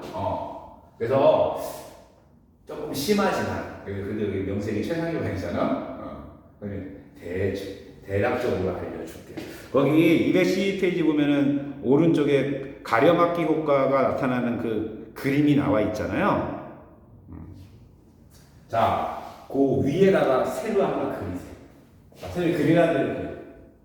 자, 원자 번호가 Z야. 그러면 핵이 플러스 Z의 전하를 띄고 있지. 원래가 자 전자가 돌고 있는 원래는 오비탈로 해야 되는데 왜 근사적 계산이냐? 주양자 수만으로 대략적으로 계산하는 값이라서 그래. 원래는 부양자 수로 따져야 되잖아 오비탈도. 근데 이게 S냐 P냐 D냐 F냐에 따라 달라요. 근데 그것까지 계산하기는 너무 불가능에 가까울 정도로 복잡하고 그냥 껍질, 주양자 수, K 껍질, L 껍질, N 껍질 그 껍질별로는 대략적으로 따질 수 있어요. 자, 쉬워요. 자, 지금부터 보세요. 이렇게 껍질을 4개를 그린 다음에 자, 만약에 여러분이 구하고자 하는 그 전자, 알고자 하는 그 전자가 세 번째 껍질에 있다고 봅시다. 동그라미 걸로 딱 치세요. 근데 항상 꼭 원자 안에 전자가 하나만 있어요? 2개 이상 있는 경우가 대부분이에요. 전자가 2개 이상 있죠? 그죠? 그때 요 전자 입장에서 근사적이라 해서 자기보다 바깥 껍질에 존재하는 전자 있지. 얘는 0은 아니야 원래. 근데 근사적으로 S값 가리움 상수가 0이다. 안 가린다. 그냥 한번 생각하면 적기가 바깥에 있으니까 이 사이에 끼어들지 않으니까 핵을 가리지 않을 거 아니야. 그치? 바깥으로 밀어내지 않을 거 아니야. 가리움이 0이다. 이렇게 써요. 자기보다 바깥 껍질의 전자는 가리움이 0이다. S가 0이다. 근사적. 그 다음 우리가 전자 배치를 하다 보면요. 자신하고 같은 껍질에 존재하는 전자도 있지. 이 전자는 이게 전자 구름 확률 분포니까 자기보다 꼭 앞에 있는 것도 아니고 꼭 뒤에 있는 것도 아니고 어떤 순간에는 앞에 있고 어떤 순간에는 뒤에 있고 이렇게 확률적으로 퍼져 있는 거잖아요. 그래서 많이 가리지는 않고 그냥 수치 외우기 싫은 사람은 이렇게 하는 거예요. 이건 알아야 돼. 자기보다 바깥에 있는 건 가리면 0. 그 다음 자기하고 같은 껍질에 있는 전자는 가리긴 가리는데 조금 가린다. 그냥 그렇게만 기억해도 돼. 저기 영재교 과학 갈사를 아는 사람들은 계산 안 하니까 그냥 조금 가린다. 그럼 정확하게 얼마 가리냐? 요 핵의 전화량을 1이라고 봤을 때 1당 수치를 표현하면 요거 전자가 0.35씩 가요. 35%씩 가요. 자, 자기보다 하나 앞에 껍질에 있는 전자잖아? 그럼 이거는 좀 많이 가리지 않을까? 자기보다 앞에서 가리니까, 그죠? 조금 많이 가려. 그러니까 거의 다 가려. 얼마 가리냐? 85%를 가려. 0.85 정도를 가려. S가 0.85라는 말이다. 지금 S가 계산하는 거예요. 자, 자기보다 이 껍질이 2개 이상 차이 나잖아요? 그러면 완전히 가려. 완전히 가려. 전자 하나가 마이너스 1이잖아. 그 마이너스 1만큼 완전히 가려. 완전히 1을 빼야 된다. 1씩 가려. 나 S 값이 그렇거든. 이게 슬레이트 규칙. 외우면 좋아요. 근데 자, 이 수치는 외우진 않더라도 이 개념은 꼭 알아야 돼. 자, 지금부터 슬레이터 규칙의 의의를 내가 지금부터 최소한 기억해야 될 거.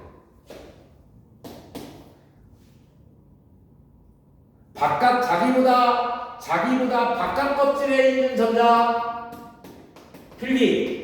자신보다 바깥 껍질의 전자는 거의 가린다, 거의 가리지 않는다. 거의 가려막지 않는다. 거의 가리지 않는다. 이 S가 0이다. 알았죠? 자, 두 번째. 자신과 같은 껍질의 전자. 말로는 이 정도만 아면 돼. 같은 껍질의 전자는 많이 가리지는 않고 약간 가린다. 35% 가린다. 근사적. S가 0.35 정도다.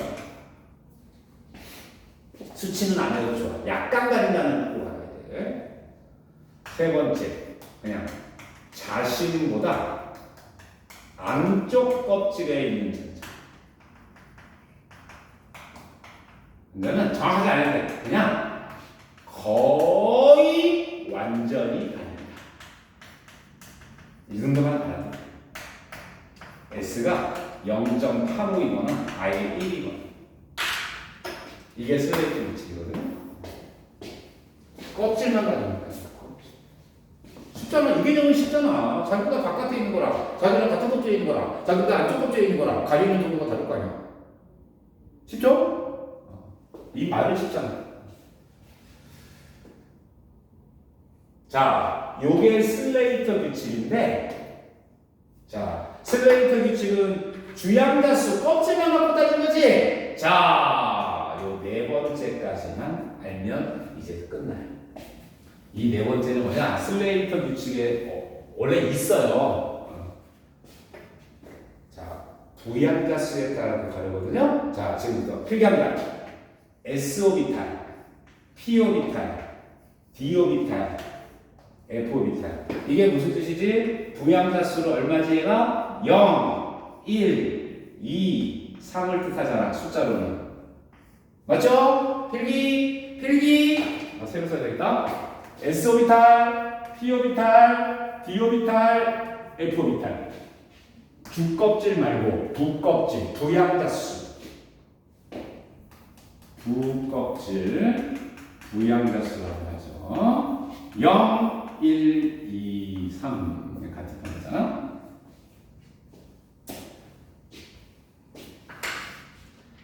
자, 껍질과 상관없이요. 오비탈에 따라도 조금 이게 다르거든요. 자, 지금 이건 중요합니다. 수치는 몰라도 돼요.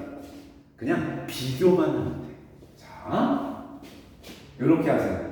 화살표 이쪽으로 갈수록 하고 화살표 이리 갈수록 이렇게 딱 특징. 이쪽은 반대말일 거 아니야?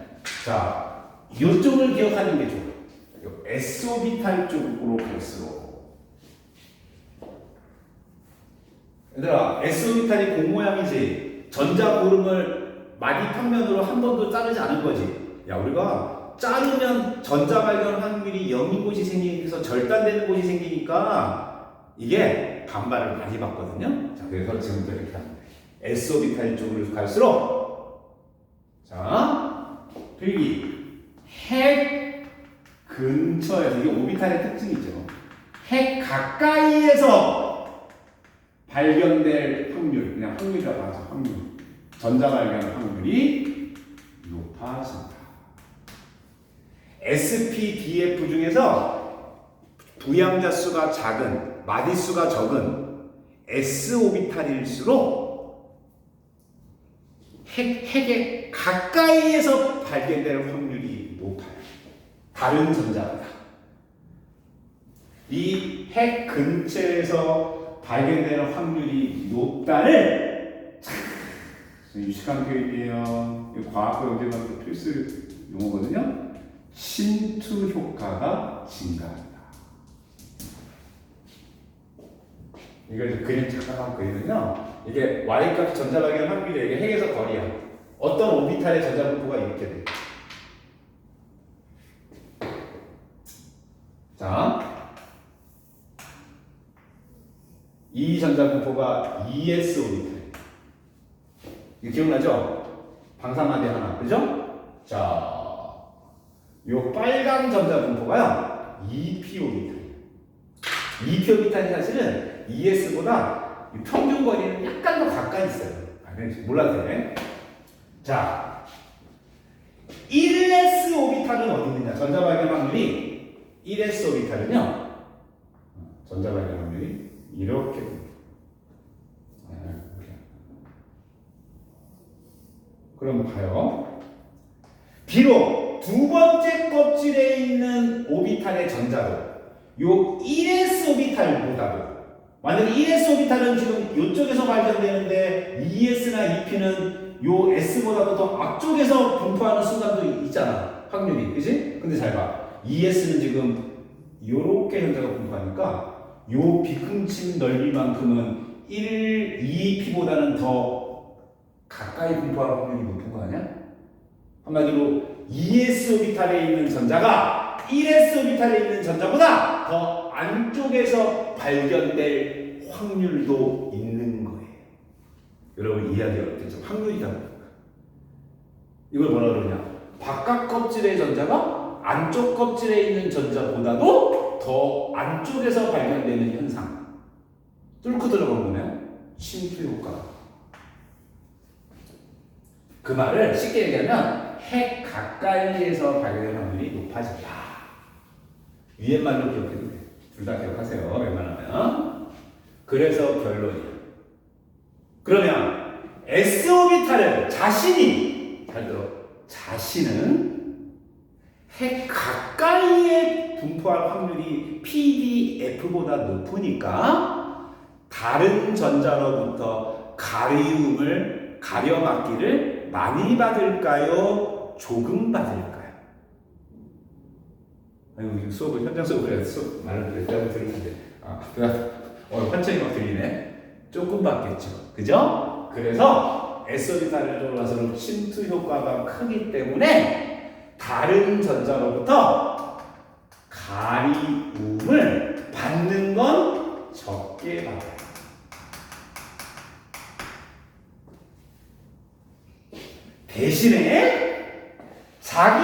가리움을 받는 건 적게 받지만 다른 전자를 가리는 효과는 더 클 거 아니야. 자기가 더 앞쪽에 있으니까 다른 전자를 많이 가릴 거 아니야. 가리움을 받는 거는 적게 받고요. 대신에 가리움 효과는 남을 가리는 가리움 효과는 증가.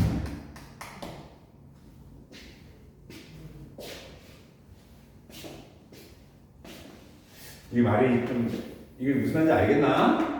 자기가 가리움을 받는 건 적게 받지만 남을 가리는 건 많이 가린다. 그럼 이쪽으로 갈수록 반대겠죠.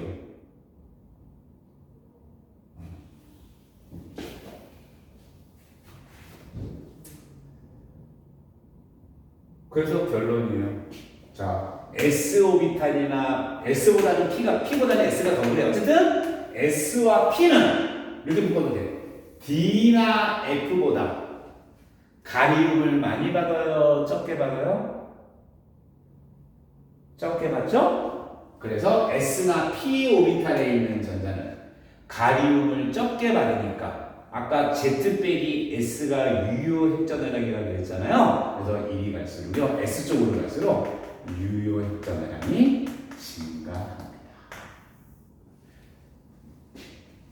핵으로부터 인력을 더 많이 받는다 그 말이야. 만나볼까 이제?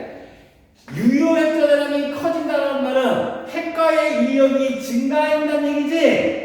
이 알짜 인력, 핵과의 알짜 인력이 증가한다는 얘기거든요. 자, 우리가 항상 어떤 입자가 주변 어떤 입자나 주변 환경으로부터 인력을 강하게 받으면 받을수록 에너지 중에 운동 에너지 말고 포텐셜 에너지라는 에너지 있잖아. 위치 에너지. 그 포텐셜 에너지가 낮아지게 돼요. 꼭 기억하세요. 인력은 커지면 커질수록 포텐셜은 낮아지는 거고 인력은 약해지고 반발력이 커질수록 불안정해지면서 포텐셜이 높아져요. 그래서 핵과의 인력이 증가함으로 포텐셜이 감소하거든요. 이거를 뭐라고 배웠던 거예요? S 오비탈이 그래서 양자수가 작잖아. 에너지 준위가 더 낮죠. 더 안정하다. 그래서 여러분들 ES랑 EP 중에 누가 에너지가 더 높아? EP가 높아. 이제 이게 이유인 거야. 우리 에너지 준위 순서를 외웠었잖아요. ES보다 EP가 높다고. 그 이유가 이렇게. 과학고나 영재료 내신 문제는 이런 걸 서술형으로 쓰는 게 항상 내신 문제. 객관식 없어요. 다 주관식 서술형이야.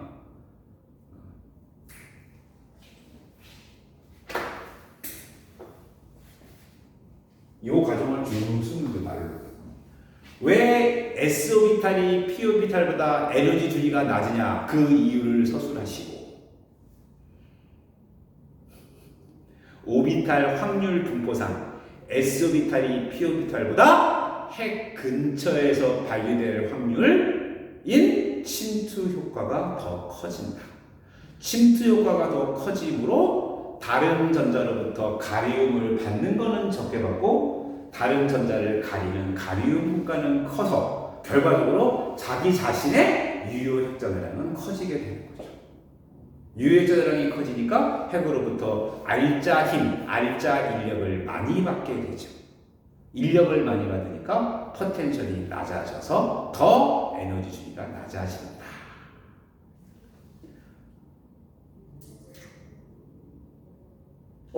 어느 정도 이해했나요? 중요합니다. 아주 중요한 개념이에요. 그러면 반대로 이제 이건 다 반대로 쓰면 되는데 그래서 최소한 요거 배워보세요. D나 F 오비탈을 자 우리 아까 슬레이트 규칙에서 껍질만 바깥의 껍질은 적게가 안 가리고 같은 껍질은 조금 가리고 자기보다 앞에 껍질은 많이 가린다 그랬잖아. 그런데 D나 F는 자기보다 앞에 껍질에 있어도 조금 가려요. 왜? 핵에서 멀리 공부하니까. 그래서 D나 F 오비탈은 가리는 효과, 남을 가리는 가리움 효과가 작다. 전자를 이제 요거 때문에 여러분들 이 주기율표에서요 여기 있는 원소들이 아주 특별한 성질을 가져. D나 F오비탈의 전자가 채워지는 동안은 D나 F오비탈의 전자는 다른 전자를 조금밖에 안 가리지. 되게 조금 가린다니까요. 그러면 잘 봐. 얘들아, 요 구간에서 원자 번호가 1씩 커진대. 그럼 그냥 대충 봐봐. 숫자 계산 안 해도 돼. 자, 유유핵전하량은 Z 빼기 S거든요. 자, 원자 번호가 1 커질 때마다 이거 얼마씩 커질지? 1씩 증가하죠? 그런데 여기 전자가 늘어나는 동안은 이 가리움이 많이 커져요? 거의 안 커져요? 별로 안 커져요. 그러면 원자 번호는 정말로 1씩 커지는데 이 빼는 값은 거의 커지지 않으니까 와, 여기 있는 원소들은 이 유효액 전해량이 상당히 커지게 돼요. 그래서 여러분들 여기 있는 원소들은 금속은 금속인데 다른 요 금속보다는 그래도 핵과의 유력이 꽤 강한 금속이에요. 그게 전유금속. 그런 이유가 이것 때문이거든요. 좀 어렵지만.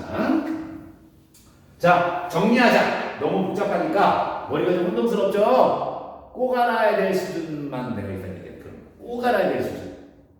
자, 핵은, 자 다시 여기서 시작. 원소의 화학적 성질은 바로 뭘 의미하느냐? 전자의 성질이 결정합니다. 그 전자 중에서도 어떤 성질이 중요한 거냐? 그 전자가 핵으로부터 인력을 얼마나 강하게 받느냐, 약하게 받느냐가 그 전자의 성질이라고 합니다. 근데 핵으로부터 그 전자가 얼마나 인력을 강하게 받느냐, 약하게 받느냐의 척도가 바로 유효 핵전량이라는 값이에요. 왜 유효 핵전량을 구해야 되느냐? 핵의 전해량을 100% 느끼지 못한다고. 왜? 다른 전자로부터 방해를 받으니까. 같은 말, 다른 전자로부터 반발력을 받으니까. 그러면 그 가리움 방해받는 정도를 빼줘야 될 거 아니에요. 그 방해를 받는 정도 빼는 값을 가리움 상수 또는 가려막기 상수라고 하는데, 자, 요 지금 정리야. 이 가려막기 상수에 대해서 이렇게만이라도 알아, 최소한. 자기보다 바깥에 있는 전자는 거의 가리지 않는다. 첫째, 쉽지? 자신과 같은 껍질에 있는 전자는 약간 가린다. 완전히 가리지 1 못 가려. 1보다 더 작게 가린다. 훨씬. 자, 원래 하나 안쪽 껍질하고 두 개 차이 나는 거랑은 다른데 그냥 구분하지 마. 자기보다 안쪽 껍질에 존재하는 전자는 거의 핵을 완벽하게 가린다. 전자 하나가 마이너스 1이잖아. 아까 마이너스 1을 다 빼야 된다. 마지막, SP보다는 DF는 가리는 효과가 작다. SP는 가리기는 많이 가리고 자신이 가리는 건 많이 가리고 가리움을 받는 정도는 적게 받고, D나 F는 자기가 가리는 건 조금 가리고 남으로부터 가리움을 받는 건 많이 가리움을 받는다. 이해했나요? 대답이 어려울 리가 없죠. 정말 혼자 떠들으니까 참 재미가 없다.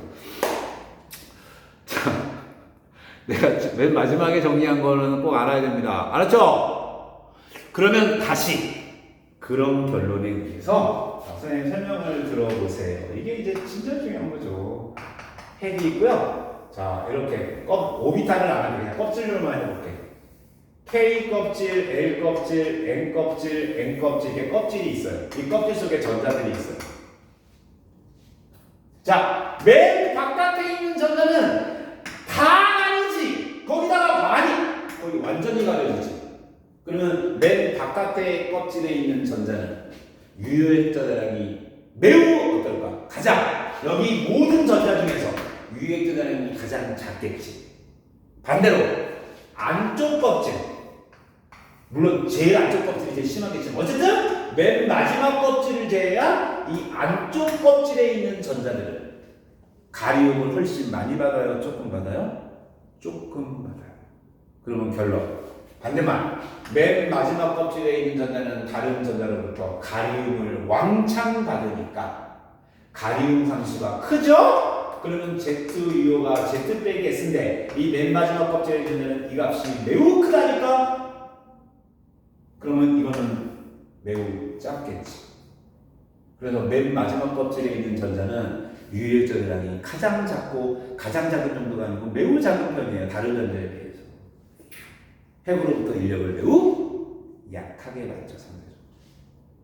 그러므로 상황에 따라 쉽게 이렇게 들락날락 할 수 있을까요? 없을까요? 있죠. 심지어 다른 원자랑 필요에 따라 뭐 같이 가지거나 이렇게 할 수도 있겠죠. 인력이 약하니까. 그래서 체외각 전자가 바로 유효액자량이 작기 때문에 인력을 약하게 받는 전자다 생각해도 되고 포텐셜이 높은 전자, 낮은 전자 포텐셜이 가장 높은 전자죠. 이미 에너지가 높은 전자니까 떨어져 나가기 쉬운 전자죠. 이렇게 해도 돼. 이미 포텐셜이 높은 전자니까 안정한 전자야, 불안정한 전자야. 불안정한 전자인 거죠. 그나마 가장. 그러니까 불안정하니까 화학 반응할 때 사용할 수 있는 전자다. 그래서 우리가 맨날 원자가 전자, 최외각 전자 하는 이유가 조기 중요한 이유가 이 안쪽에 있는 전자는 필요 없다. 중요하지 않다. 왜? 핵으로부터 인력을 워낙 강하게 받고 있기 때문에 웬만해서는 화학 반응에 사용되지 않아요. 그러니까 화학하고는 거의 무관한 전자다. 그게 다시 유효액자량 되면 그래서 이제 마지막 결론이야. 특히 무슨 전자는 가리움을 많이 받고 유효액자량이 작아? 최외각 전자는 그렇다. 그래서 최외각 전자가 불안정한 전자고 핵으로부터 알자 인력을 약하게 받는 전자니까. 그러니까 여러분 선생님 지금 말할 때 이렇게 눈을 감고 말하잖아요. 그러니까 여러분도 이렇게 선생님처럼요 머릿속으로 상상해가면서 이렇게 이해를 하라는 거야. 그 혼자 이렇게 말로 하든지 이렇게 해봐요. 그럼 잘 있게 돼요.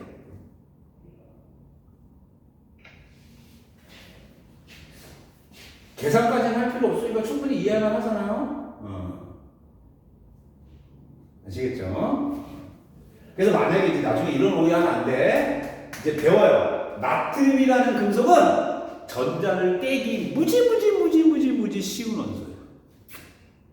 그렇다고 해서 무조건 떼기 쉬운 게 아니고 최외각 전자만 떼기 쉬운 거야. 알겠습니까? 자, 나트륨이요. 첫 번째 껍질에 전자 2개, 두 번째 껍질에 8개, 껍질로 치면 세 번째 껍질이 하나 들어있지. 나트륨은 전자 떼기 되게 쉽거든? 이 전자만 떼기 쉬운 거야. 요 두 번째 껍질부터는요, 떼기 무지 어려운 거야. 알겠습니까? 이게 근본적인 이유예요. 유효액자량. 핵과 전자 간에, 그러니까 핵과 최외각 전자 간에 알자 인력을 뜻하는가? 그게 유효액자량입니다. 자, 오늘 유효액자량만 잘하면 내 말 잘 들어요. 유효액자량만 여러분이 쉽게 잘 따질 수 있잖아? 다 먹은 거야. 다음 주 가봐. 원자 간질은 이온화 에너지, 전자 친화도, 전기 음성도 사실은 전부 다 먹은 거야. 정말이에요. 유효액자량은 제일 어렵지만. 자, 이제 유효액자량을 이용해서 자, 지금부터 잘 들어. 지난주에도 선생님이 얘기했었는데 얘들아, 단전자계 수소처럼 전자를 하나만 갖고 있는 원자라 전자를 2개 이상 갖고 있는 원자의 전자랑 차이점이 뭐죠? 이제 이 얘기되네. 야, 전자가 하나밖에 없으면 가리움 효과라는 게 있을까 없을까? 아, 전자가 지 혼자밖에 없는데 가리움이 어딨어? 그지? 그러면 3S나 3P나 3 그러니까 아까 SPD가 차이나는 이유가 핵 근처에서 발견될 확률이 다르기 때문이었잖아. 그래서 자기가 가리는 효과와 가리움을 받는 정도가 다르기 때문이었잖아. 근데 전자가 하나밖에 없는 수소처럼 단전자면 이런 가리움 효과가 없을 거 아니야. 그러면 SPDF의 차이가 나타나지 않을 거 아니야. 그래서 수소 원자는 주양자 수만 같으면 에너지가 같은 거였죠. 그 이유도 설명할 수 있는 거야. 그런데 헬륨부터 전자를 2개 이상 갖고 있는 경우에는 가리움이 존재하지, 다른 전자로부터 반발력을 받게 되지, 방해를 받게 되지. 그러니까 SPDF의 에너지가 차이가 나. 이제 그것도 해결됐네. 오케이? 자, 그 다음에 이제 마지막 이해를 이제 해보세요. 지금 또 완전 일당백이에요. 지금도 잘 들어. 다음 주에 이거 알면 다음 주부터 다 보는 거야, 사실. 잘 봐요. 물리 해볼게. 자, 물체에 똑같은 물체가 있는데 10N의 힘으로 잡아 당기고 마찰이 4N의 마찰이 있는 경우와, 자, 가정이야. 마찰이 없이 이쪽으로 6N으로 잡아 당기는 것, 결과적으로 같은 거예요? 다른 거예요? 아니, 10N으로 당기는데 마찰이 4가 있는 경우나 그냥 아예 마찰 없이 6으로 잡아 당기는 경우랑 같은 거잖아, 결과적으로. 이거 이해 못한 사람 없지? 자, 지금부터 잘 들어. 우리 수소 원자처럼 전자를 하나만 갖고 있는 경우에 보호 원자설에 의해서 정확한 값은 아니지만 거의 근사적으로, 이건 근사적인 값이야. 보호 원자설이 완벽하게 맞는 건 아닌데 상당히 잘 맞는 거야, 수소 원자에서. 근데 이거 이식 기억나나? 수소 원자는 보호 원자설로 해결이 되는데 이거 얼마더라? n번째 껍질까지의 반지름 얼마더라? 이식 까먹었어? 현장 수업해야 되는데 지금 확인하는데 미치겠네. A0 어떤 상수 필요 없어. 숫자, 어떤 숫자에 n 제곱이었잖아. 그지? 껍질 번호의 제곱배만큼 크잖아, 반지름이. 자, 그 n번째 껍질에 존재하는 전자의 역학적 에너지는 얼마더라? 근사적으로 어떤 상수의 또 마이너스죠. 핵에 속박되어 있습니다. 그죠? 마이너스 n제곱분의 1이었죠. 그죠? K. 요 K는 가르쳐주잖아. 1312.1kJ. 이렇게 이식 기억나나요?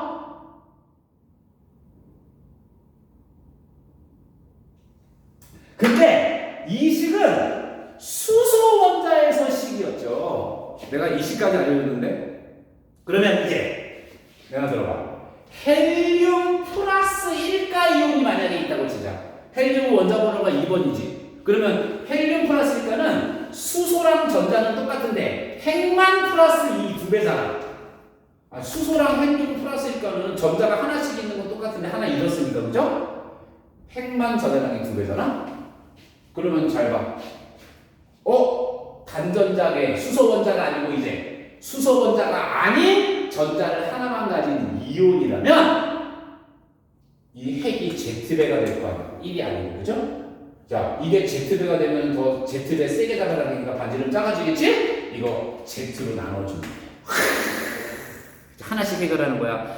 수소 원자의 반지름은 A 곱하기 N제곱이었는데 만약에 수소가 아니고 핵이 1이 아니고 핵이 플러스 1이 아니고 플러스 2 이상이면서 전자가 하나면 Z로 나눠주면 돼요. 그러면 에너지는요? 외우세요. 유도하는 거 시작해 보려고요.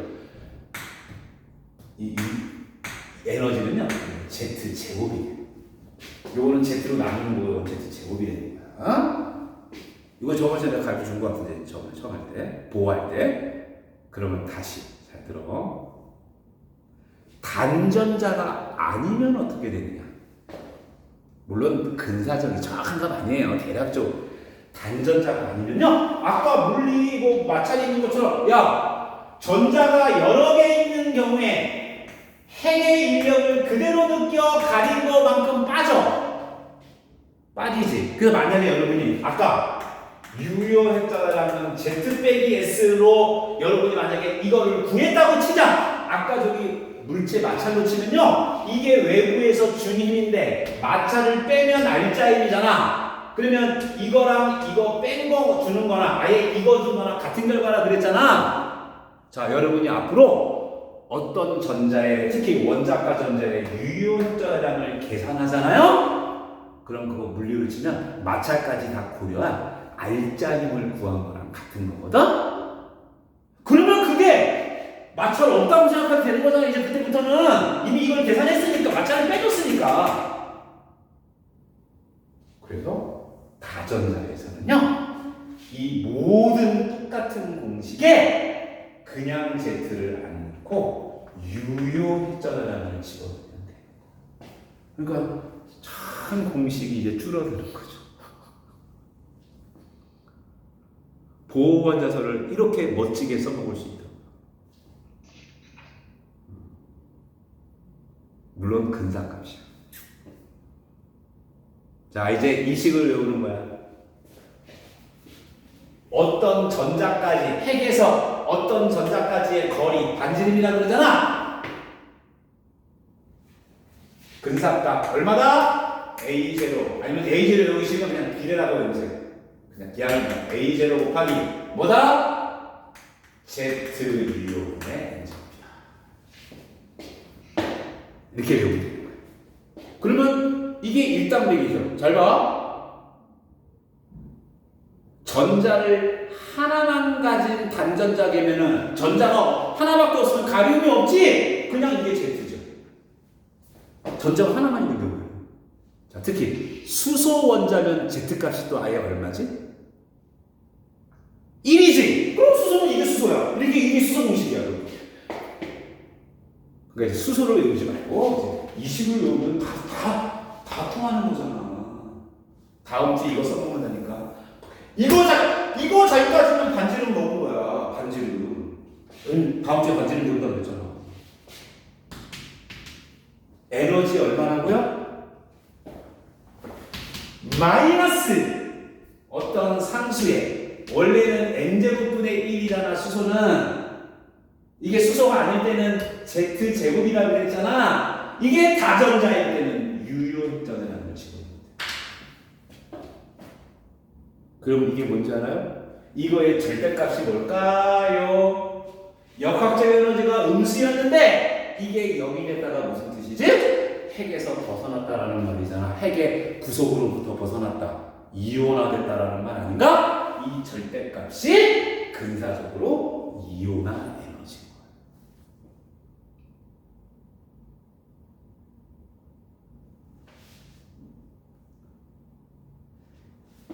이렇게 공부하는 게 가장 편하고 사실은 어렵지만 사실 이게 어려운 건데 가장 편하고 가장 완벽하게 할 수 있는 방법. 말로 외우지만 앞으로 이제 이걸 갖고 하는 게 가장 확실하고 좋은 거예요. 어차피 보호원자설에서 배운 식이잖아. 그래서 다음 주에 오늘 시간 조금 오갔네. 다음 주에 요거 식을 좀 기억을 좀 해줬으면 좋겠어요. 그런 의미에서 뭐만 잘하면 되는 거야. 앞으로 이제 그 전자의 주양자수, 껍질 번호랑 유효핵자들만 계산하는 건 안 나. 계산하는 건 안 나고 그냥 누가 더 상대적으로 크냐 작으냐 이거 이제 쉽게 비교할 수 있다. 전자 배치해가지고 주양자수가 얼마인지 껍질이 몇 개인지 그거 잘 따질 수 있고 그 다음에 유효핵전해량이 누가 큰지 작은지 정도만 따질 수 있으면 이 모든 거를 다 예측할 수 있다. 아시겠죠? 오늘 여기까지 보도록 하겠습니다. 꼭 오늘 배운 거 복습하고 선생님이 기억하라고 했던 복잡한 계산까지는 아니더라도 저기 꼭 기억하라고 했던 어떤 그 함수 관계 있잖아요. 머릿속으로 꼭 정리하세요. 중요해. 오늘 한 건 잘 이해하고 앞으로 오늘 내가 해줬던 말들을 잘 써먹을 수 있으면 화학 잘할 수 있어요. 진짜. 요거에다가 주기율표 선생님이 외우라고 했던 거 머릿속에 들어있으면 앞으로 이제 화학을 얼마든지 이해해가면서 이유까지 다 따져가면서 제대로 공부할 수 있다. 어? 여러분은 지금 그런 준비가 다 끝난 사람들이야. 다음 주부터 써먹는 것만 나오는 거야. 어? 여기까지 하겠어요.